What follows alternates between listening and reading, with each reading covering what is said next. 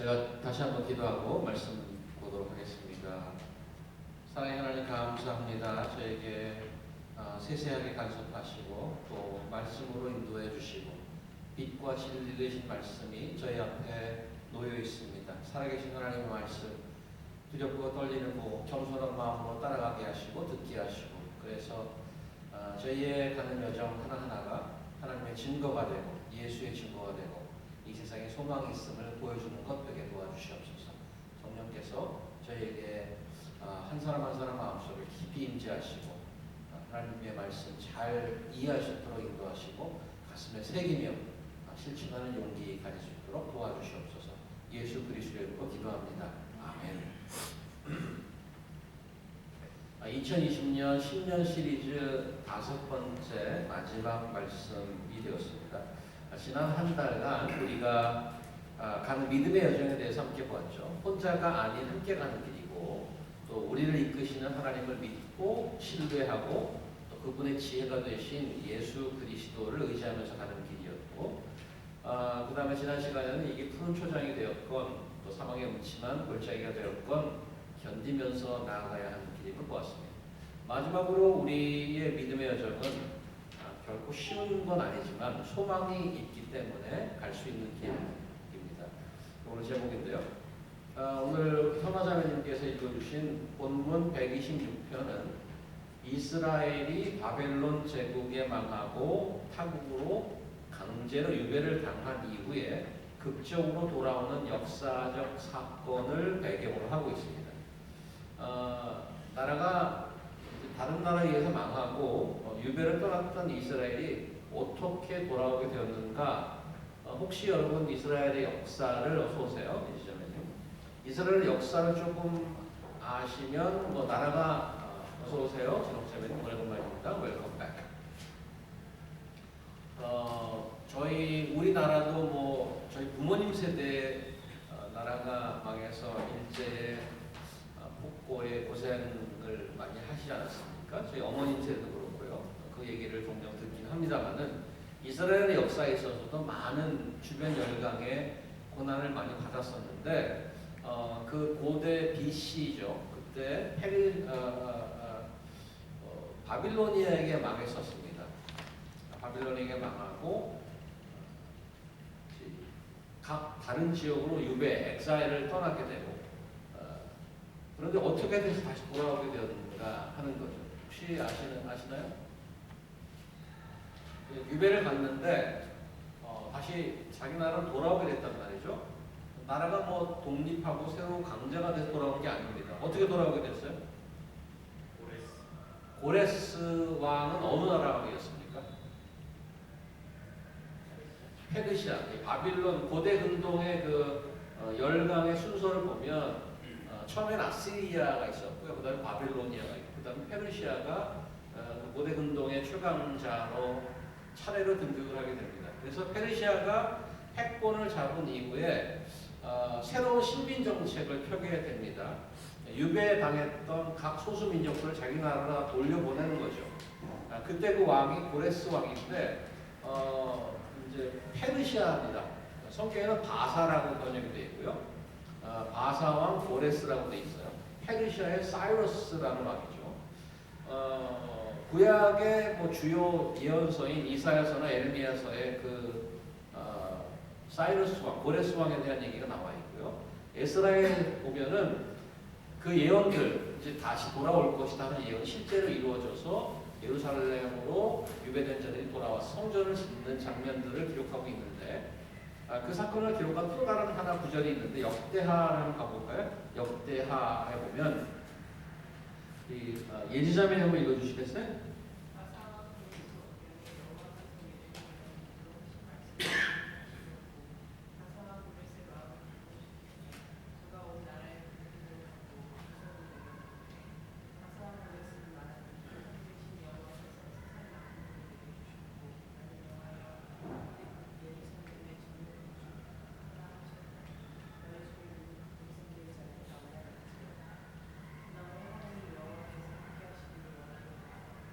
페르시아는 하나님을 믿는 민족이 아닙니다.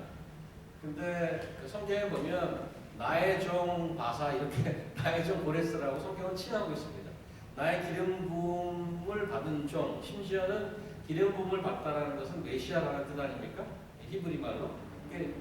나의 메시아라고 하나님께서 미리 예정을 하셨어요. 이방 왕인데도 불구하고 그 이방 왕을 통해서 이스라엘을 풀어서 다시 자기 나라로 돌아오게 했단 말이죠. 그 얘기가 오늘 시편에 적혀져 있는 것입니다. 오늘 그 본문을 이제 다시 돌아가면 한 가지 더 배경 설명이 필요한데 오늘 본문 1절과 4절에 보면 1절 여호와께서 시온의 포로를 돌려보내실 때 4절도 여호와의 우리 포로를 남방세를 다시 돌려보내소서 포로를 돌려보내달라고 얘기합니다. 영어로 보니까 Restore the captives to Zion. 제가 번역을 두 개를 드렸어요. ESV 버전을 드렸고 English Standard 버전과 밑에 보면 NIV New International 버전 두 개를 드린 이유는 번역의 차이가 나기 때문에 그렇게 드렸어요.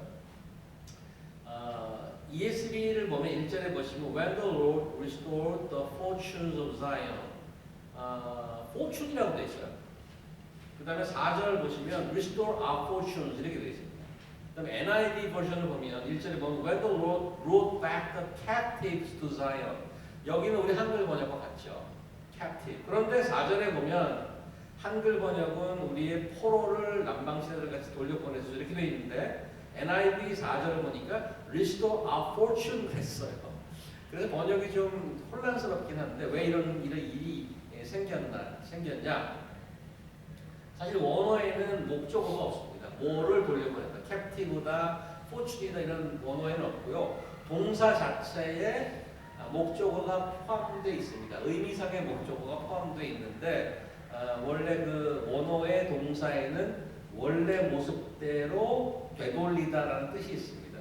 그래서 번역자들이 그 유배되었던 포로가 이스라엘의 시온으로 돌아오는 것을 가장 상식적인 그 리스토어의 의미로 이해했던 것이고요. 또 어떤 번역은 사람이 돌아오는 것뿐만 아니라 포춘을 리스토어 해달라고 그러잖아요. 포춘. 어떤 경제적인 데미지, 완전히 수탈을 당했겠죠. 자기 나라를 빼앗겼으니까. 그런 것에 대한 회복의 의미에서 포춘이라고도 번역했습니다. 어떤 것이든 상관이 없습니다. 그게 포로가 되었던 어떤 경제적인 회복이 되었던 원래 모습대로 원래 이스라엘이 갖추어져야 될 모습으로 회복돼야 된다는 그런 의미로 기억하면 되겠습니다. 자, 그래서 오늘 10년 시리즈 마지막 시간 우리가 함께 가는 믿음의 여정에 있어서 어떻게 소망이 우리로 하여금 이 길을 계속 가게 할 수 있을까를 보도록 하겠습니다. 자, 오늘 본문을 보십시오. 길진 않습니다. 6절까지 있잖아요. 오늘 시편 126편 본문에서 여러분 보시기에 가장 특이한 점이 있다면 혹시 이것도 제가 종종 드리는 질문이다만 뜬금없는 질문을 가끔 드리죠. 설교자 생각 알아맞히기 이런 건데 오늘 본문 126편에 혹시 여러분의 옵저베이션 잘 보시면 이것 좀 특이하다 하는 게 있다면 어떤 걸까요?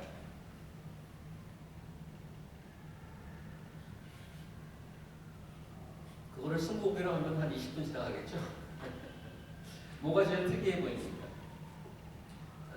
힌트는 1절과 4절에 있습니다. 1절과 4절을 잘 비교해 보면 힌트가 있습니다.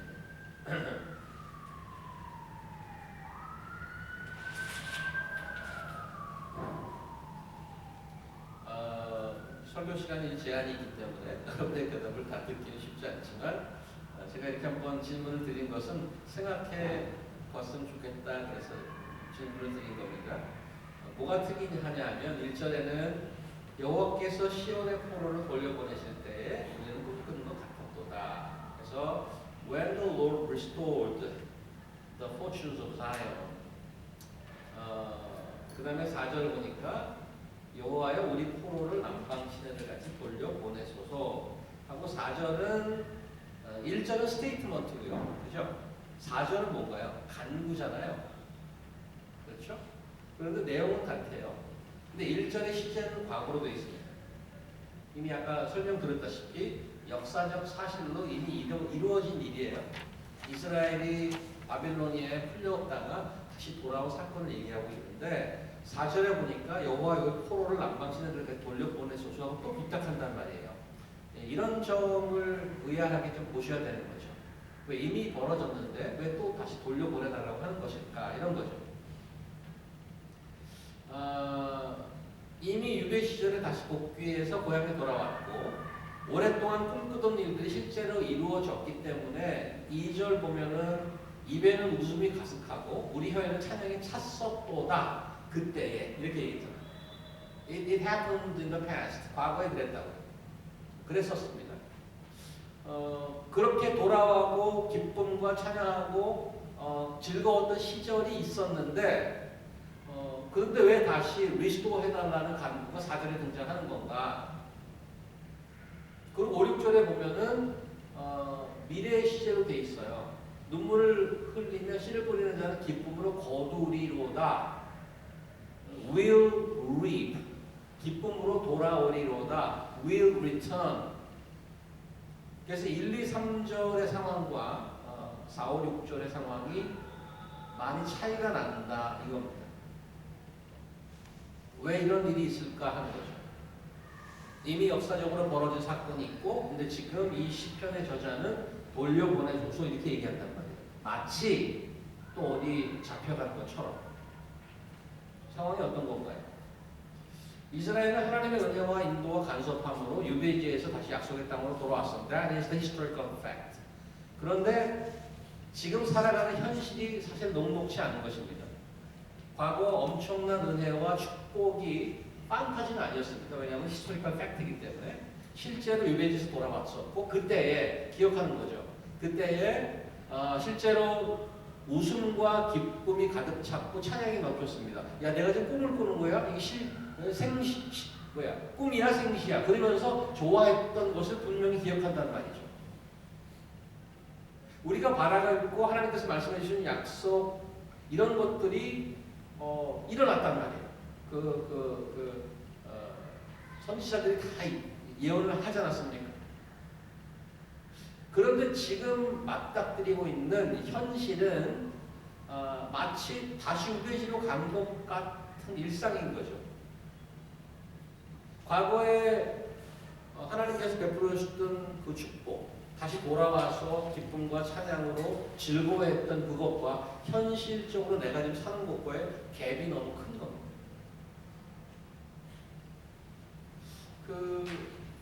사실은 우리가 신앙생활이라고 하면서도 이런 경험은 적지 않습니다. 사실 소위 말하면 은혜 받았던 시절이 있어요. 그죠?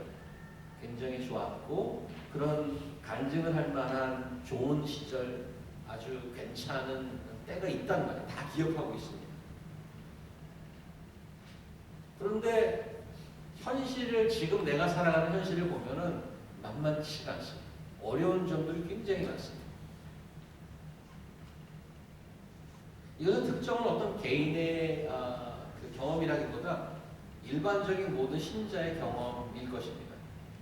오늘 본문은 조그만 타이틀이 붙어 있잖아요. 내가 한글은 영어로만 써놨는데 무슨 타이틀이 붙어 있습니까? ESV 밑에 큰 글씨로 A Song of Ascents. 그 한글로 뭐죠 이게? 뭐라고 돼? 한글로 이건 타이틀을 뭐라고 번역했는지 혹시 아시나요? A Song of Ascent. Ascension은 올라가다는 뜻인데 A Song of Ascent는 성전에 올라가는 노래 이렇게 번역되어 있습니다. 성전으로 올라가면서 부르는 노래입니다. 시편 120에서 134편 총 15개 시편에 이 A Song of Ascent라는 타이틀이 붙여져 있습니다. 이 시편들은 예배 순서에 들어가는 시편이라는 뜻이죠. 지금 현재도 조금 규모가 있고 또 예배 의식을 강조하는 교회에 가보면 임예송 이렇게 보고 오셨죠. 주보에 임예송, 그다음에 송영, 기도송, 마지막에 그런 리터지컬한 순서들을 따라서 하는 교회들이 상당히 있습니다. 지금도 마치 그런 거죠. 임예송 같은 하나님께 들어가는 송 이런 거죠. 그래서 이 시편의 내용은 일반적으로 성도들이 겪고 있는 삶에 관한 이야기라는 의미가 담겨져 있다고 볼 수 있습니다. 야, 나는 정말 하나님으로부터 무슨 은혜나 축복 일도 받은 적이 결코 없어 라고 얘기할 분은 아마 아무도 없을 것입니다. 오히려 아직도 생생하게 그때 참 좋았는데 하나님께서 나에게 큰 축복을 주셔서 잘 살고 영적으로 좋았을 때가 있었는데,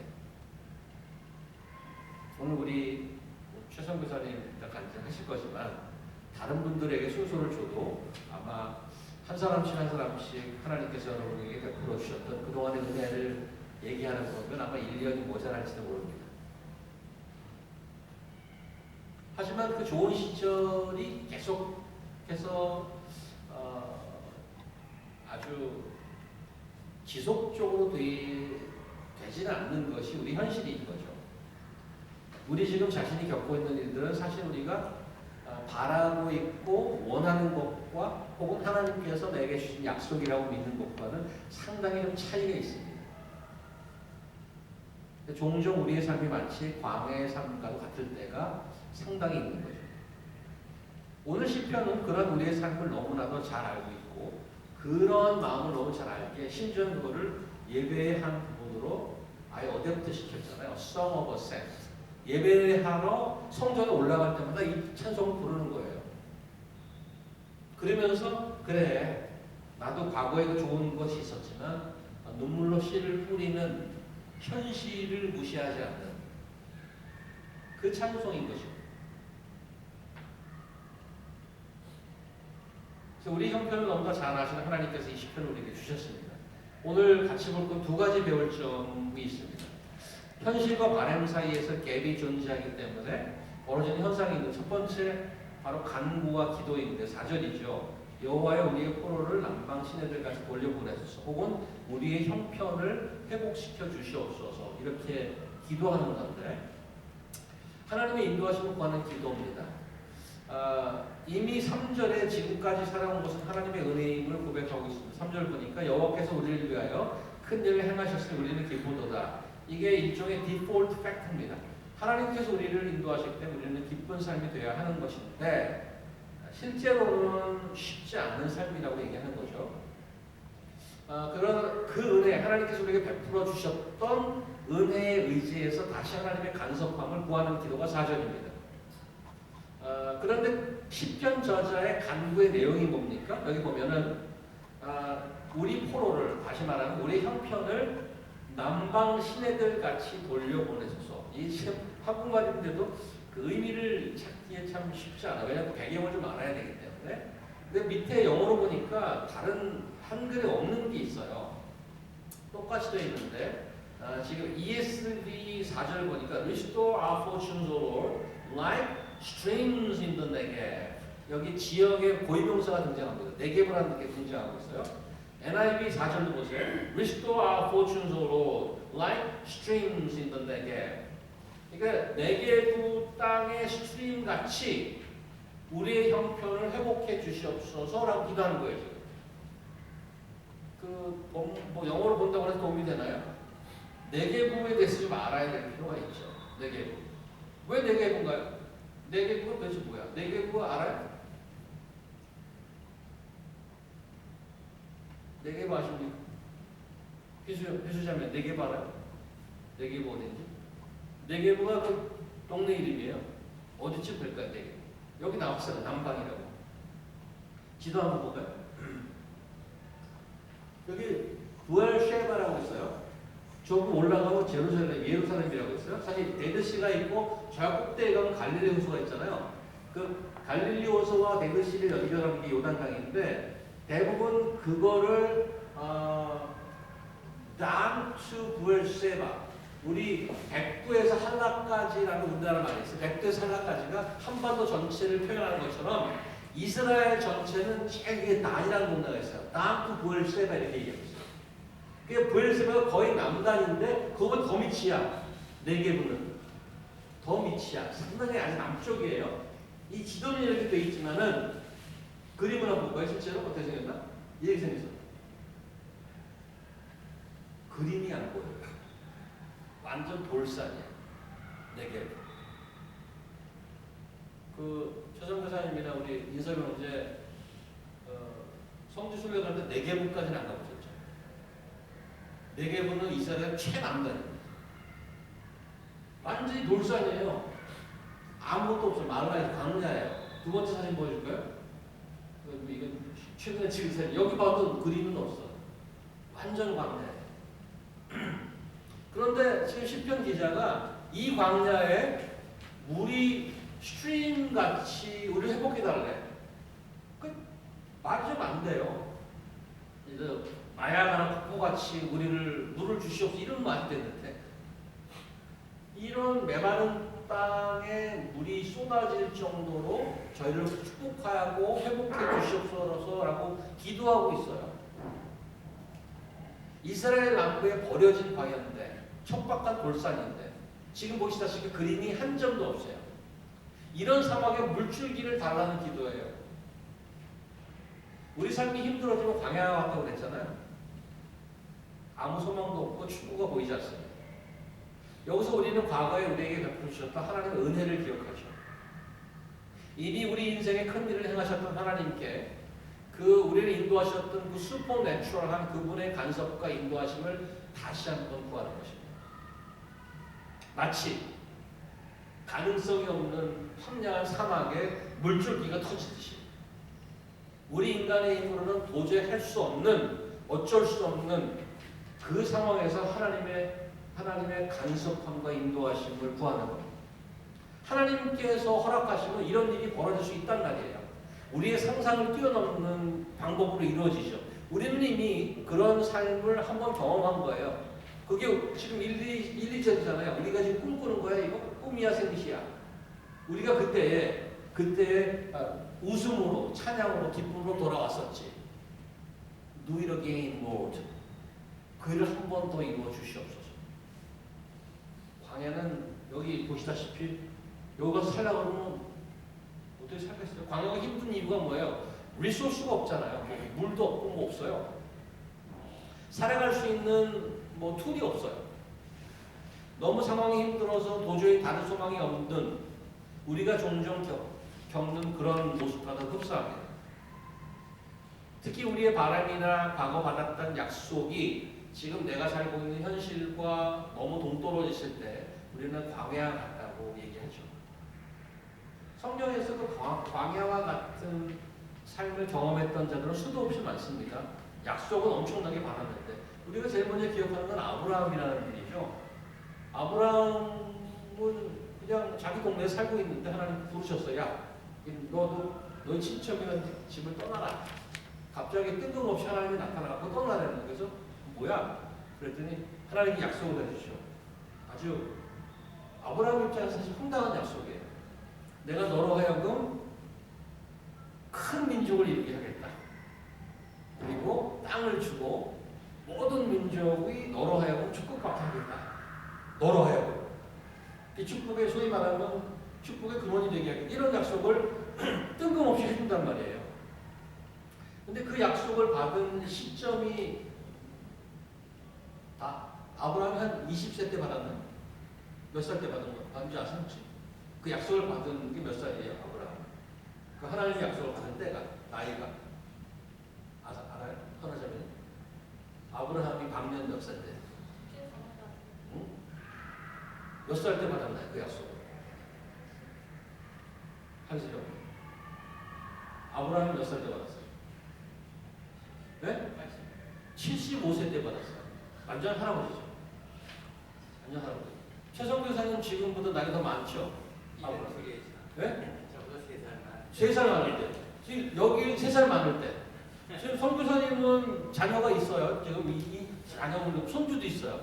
그때 아브라함은 너 큰 민족을 이루게 하겠다 그러면 한 20명쯤 돼갖고 앞으로 늘어나면 그래도 할 만한 거지. 그때 자식이 몇 명이야? 75세 때 자식이 몇 명? 자식이 제로야. 자식이 제로. 부인을 조금 나이 차 많은 젊은 여자를 구했나요? 아주 그냥 한참 나이 차 많은 젊은 여자를 구해서 한 30대 정도 돼갖고 애를 잘 낳는 아내 이름이 뭐죠? 은총 형제? 아브라함의 아내 와이프 이름이 뭐예요? 사라. 어휴. 이쪽은 많이 알아요. 엄청 흉가해서. 그 이름도 흉가는 사라예요. 사라가 아브라함이 그 약속받은 사라는 몇 살? 사라는 몇 살? 아브라함 75세, 사라는 젊은 부인이라서 한 30대 된다. 사라가 환갑이야. 사라가 환갑. 사라가 자식이 몇 명? 자식이 없지 물론. 심지어는 불임이야. 무슨 얘기를 하고 싶은가 하면 아브라함이 받은 약속과 현실은 이건 말이 안 돼요, 사실. 그때부터 아브라함은 이리 가라 저리 가라 해서 광야의 시간을 갖게 되는 거죠. 광야의 시간. 뭐 요셉은 어떻습니까? 요셉은 꿈을 많이 꾸는 청년이었어요. 그래서 뭐 별들이 와서 자기한테 절하고 막 그 꿈도 황당하죠. 그래서 자기 형들한테 가서 그것도 말해요. 그죠? 눈치가 없는 친구지 뭐. 그러면 그런가 보다 하고 소름이 갖고 있어야 되는데 형, 내가 꿈을 꿨는데 별 11개가 나한테 와서 절을 해. 내가 가운데 있는데 막 그러는. 그러니까 형들이 어떻게 생각해서 야, 그건 정말 너무 약이 올라서 원래 죽이려고 했는데 다른 형들이 막아서 노예를 팔아버렸잖아. 자기는 그런 엄청난 하나님의 약속이라고 믿은 꿈을 꿨는데 자기는 어디야? 저기 이집트에 노예를 끌려가. 근데 고생하고 노예 생활하는 것도 힘든데 모함을 받아서 감옥까지 가. 요셉도 광야 생활을 많이 했죠. 자기가 받은 약속과 현실과는 갭이 너무 큰 겁니다. 다윗은 어땠어요? 다윗은 젊은 시절에 잘 살고 있는데 갑자기 하나님의 종이 사무엘이 나타나갖고 또 엄청난 약속을 해요. 야, 네가 왕이 될 거야. 막 기름도 막 부어주고 그래. 기분이 뭐 나쁘진 않죠. 왕이 된다는데 누가 싫어해요? 근데 왜 그 얘기를 미리 해갖고 현직 왕이었던 사울한테 쫓겨다니고 수십 년 고생을 합니까? 왕이 되기까지 다윗의 삶은 문자 그대로 광야의 삶이었어요. 동굴을 막 숨어 들어가고 돌아다니고. 하나님이 나에게 주신 약속은 분명히 있는데 실제로 삶이 너무 다른 거예요. 이럴 때 우리는 어려워하고 풀한 폭이 없는 광야에다 갔죠. 근데 우리 그런 현실이기 때문에 우리는 그런 갭이 있어서 나의 바람, 나의 현실의 갭을 채우느라고 나름대로 하는 노력들이 있습니다. 여기를 도달하기 위해서. 첫 번째는 내가 지금 갖고 있는 현실을 부정하는 거죠. 야, 이거 뭐 다 지나갈 거야. 요즘 뭐 좀 유명한 말이 있죠. 이것도 다 지나가리라. 다 잘 될 거야. 제가 최근에 어려운 일을 당해서 누구한테 얘기했더니 아유, 목사님 괜찮을 겁니다. 위로가 별로 안 돼요. 그냥 그 말 한마디가. 뭐가 괜찮아. 그러니까 자기가 현재 겪고 있는 어떠한 현실들이 사실이 아니라고 부정하는 거죠. 소위 긍정의 힘을 발휘해서 그렇게 매일 써봐야 해도 잘 될 거야. 뭐 그게 죄악되거나 나쁜 건 아니지만 그게 솔루션일까 하는 거에는 좀 의심이 있죠. 두 번째 현상은 어떤 소망, 클리어한 소망을 부정하는 거예요. 아까 조금 전에 얘기했던 하나님께서 주신 약속 같은 그런 약속이 뭐가 있나? 뭐 내 삶은 다 내가 알아서 하는 거지 뭐 그런 게 뭐가 있어? 현실을 굉장히 차갑게 응시하고 현실을 받아들이는데 뭐 어떤 다른 소망 같은 거는 부정하는 것이 인정하지 않고 바르지도 않습니다. 굉장히 그 소신이 분명한 그런 사람들이죠. 또 다른 한 가지 현상은 나름대로 그 갭을 타개하기 위해서 수단과 방법을 가리지 않고 사방으로 발로 뛰어다니는 거예요. 철저하게 내 방법대로 내가 인맥을 동원하고 뭐 실력을 동원하고 경험을 동원하고 그 갭을 채우려고 하는 거죠. 지금 그 세 가지 현실을 부정하고 소망을 부정하고 혹은 내 방법대로 뛰어다니고 해서 부족한 것, 여기서 빠진 것은 하나님을 향한 간절한 간구가 빠져 있는 것입니다. 모든 것을 주관하시는 하나님의 능력의 손에 자신을 맡기고 간구하는 것이 빠진 것입니다. 그것이 내 소신이 없는 것이 아니고 하나님의 인도하시는 광야의 축복을 못 보는 것입니다. 우리는 광야에서 하나님께 부르짖기도 하지만 그 시간에 사실은 긍정적인 면을 굳이 꺼내서 얘기한다면 자신이 누구인지를 찬찬히 볼 수 있게 됩니다. 내가 얼마나 욕심이 있던 자고 내가 얼마나 이기적이고 내가 얼마나 죄성이 있는 자인 것을 천천히 들여다볼 수 있습니다. 광야에서 벌거벗은 자아가 보이기 시작합니다. 그렇다면 이거 좋은 데네. 그리고 광야에 가서 장기 투숙하고 하나님의 놀라운 인도를 기다리기만 하면 될까요? 하나님을 향한 부르짖음과 함께 우리가 해야 될 것이 있는데 그게 5, 6절입니다. 뭐라고 되어 있어요? 눈물을 흘리며 씨를 뿌리는 자는 눈물로 씨를 뿌리는 거죠. 왜 눈물로 씨를 뿌리죠? 지금 시편에서 이 시편 저자가 있는 곳은 남방 광야입니다. 네게브 같은 광야이란 말이에요. 광야에서는 무엇을 심거나 무엇을 자라게 할 수 없습니다. 근데 왜 뿌리죠? 하나님의 약속이 있기 때문에 뿌리는 것입니다. 하나님의 약속에 의지해서 뿌리는 것입니다. 가만히 앉아있어 해줘야 하고 놀고 불고 하는 것도 필요하지만 그리고 가만히 앉아있는 것이 아니고 눈물로 가서 씨를 직접 뿌리는 거죠.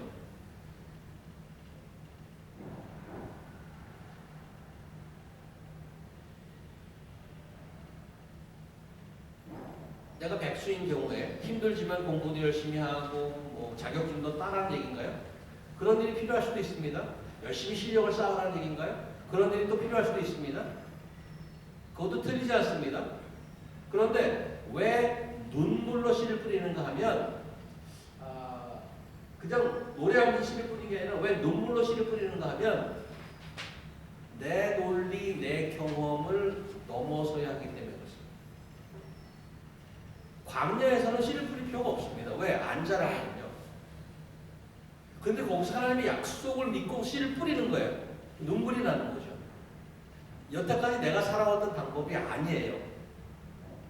그런데 그렇게 눈물로 씨를 뿌리는 자에게 하나님께서 약속을 주시는데 기쁨으로 거둘 거래.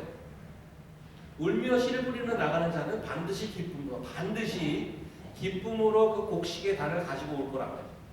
그 소망이 있기 때문에 씨를 뿌릴 수가 있습니다. 자, 4절의 기도와 5절을 잘 살펴볼 필요가 있는데 4절의 기도가 하나님의 초자연적인 인도하심을 구하는 거였다면 광야에 물이 펑펑 터지는 거가 우리가 어떻게 해요? 가능하지 않는 얘기예요. 그 하나님의 초자연적인 어떠한 인도하심을 구하는 거였다면 5, 6절은 나의 어떤 노력함이 필요하다고 눈물로 실제로 씨를 뿌려야 되는 것을 얘기합니다. 하나님의 간섭과 행하심, 하나님의 일하심이 우리의 상상을 뛰어넘을 정도의 놀라운 방법과 놀라운 시간, 순식간에 할 수 있잖아요. 하나님은 우리가 원하는 것을 그냥 순간에 할 수 있어요. 평생 누워있는 안전병이니까 일어나, 그냥 바로 일어나. 이거 어디 가서 훈련하고 뭐 재활하고 필요 없어. 재활이 필요 없어요. 그냥 바로 일어나. 귀신 평생 귀신 들려 너 나가. 너 바로 나가. 하나님이 일을 하시면 마음 먹으면 금세 할 수 있어요. 그런데 여기서 얘기하는 눈물로 씨를 뿌리는 것을 뭘로 비유했냐 하면 거두는 걸로 비유했단 말이에요. 어떤 농사하는 걸로 비유했어요. 농사는 시간이 걸려요. 한꺼번에 안 되는 거예요. 하나님의 일이 순식간에 된다면 눈물로 씨를 뿌리고 단을 거두는 일은 very slow. 시간이 걸립니다. 상당히 시간이 걸립니다. 하나님께서 순식간에 한마디로 상황을 해결해 줄 수 있습니다. 하지만 우리는 그런 기도만 하고 답변이 왔는지 안 왔는지 이메일을 하루에 3번씩 체크하고 이렇게 하는 것이 아니고 우리의 해야 할 일은 눈물로 씨를 실제로 뿌리는 것입니다. 이것은 기다림과 견딤의 시간이 필요한 거죠. 자, 우리가 뿌리는 씨의 그 네이처는 뭘까요? 우리는 뭐 직업에 씨를 뿌려야 되나요? 우리는 비자 혹은 결혼, 미래의 커리어, 실력, 무슨 씨를 뿌려야 되죠? 다 우리에게 필요한 것들 많습니다. 그걸 뿌려야 뭔가 걷어오죠. 또 오늘 본문에서 같이 생각해보고 싶은 이게 내가 뿌려야 될 씨앗이구나. 그런 게 하나 있습니다. 요한복음만 볼까요?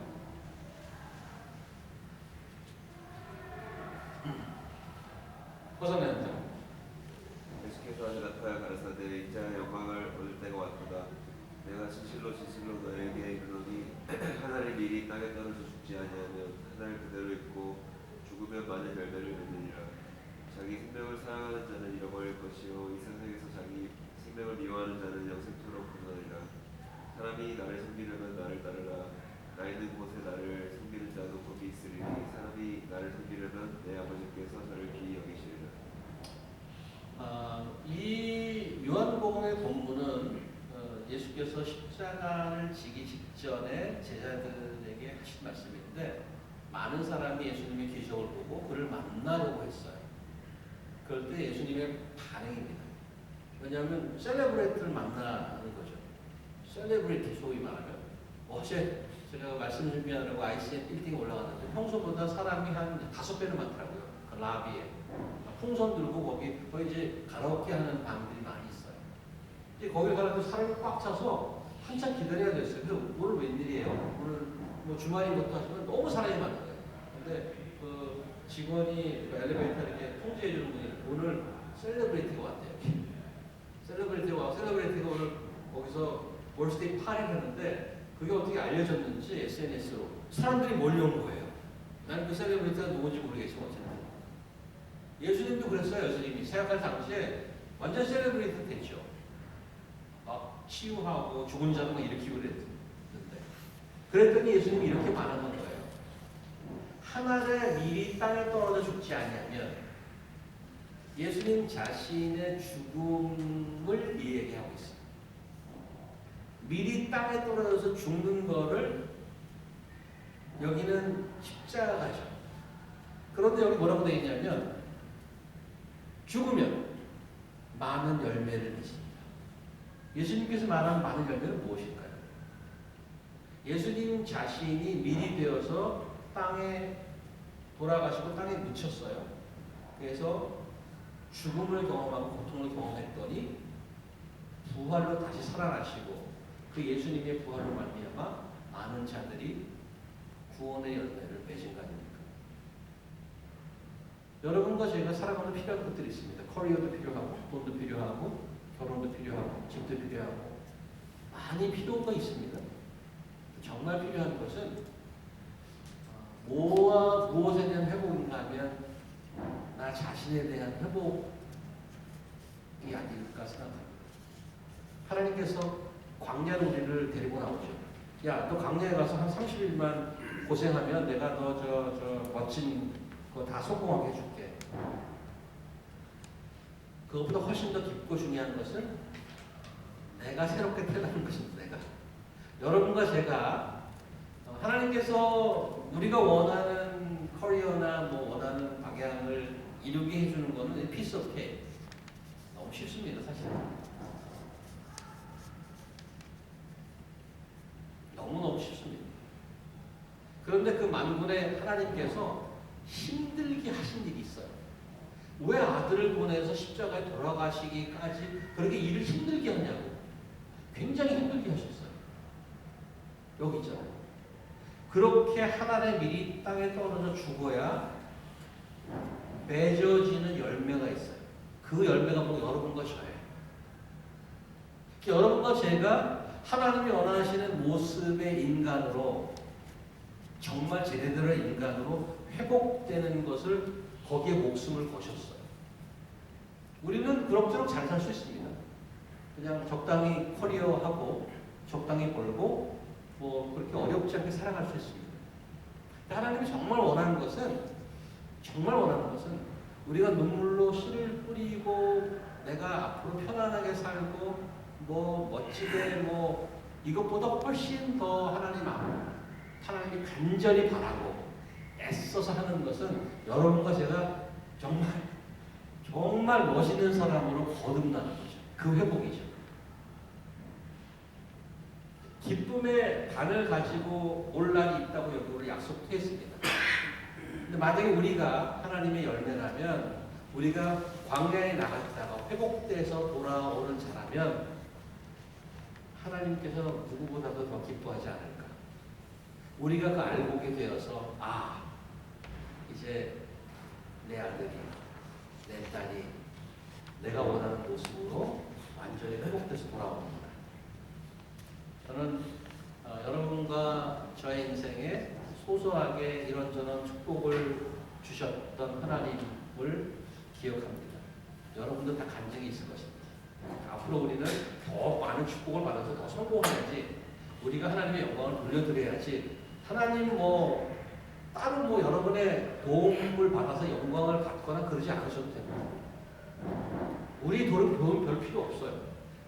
근데 하나님이 아버지로, 영원한 우리 아버지로 간절히 바라는 것은 여러분이나 저나 원래 만드신 분의 의도대로 회복하는 겁니다. 정말 멋진 자는. 하나님의 초능력의 인도하심이 필요하고요. 동시에 비록 시간이 걸리지만 광야의 길에 나가서 천천히 차근차근히 나를 돌아보고 하나님의 자녀를 회복하는 것도 동시에 필요한 것을 오늘 시편은 말해주고 있습니다. 광야에서 눈물로 씨를 뿌리고 그 하나님의 인도하심을 견디며 기다리고 나중에 알곡으로 정국으로 다시 태어나는 여러분과 제가 되기를 간절히 기도하겠습니다. 하나님 감사합니다.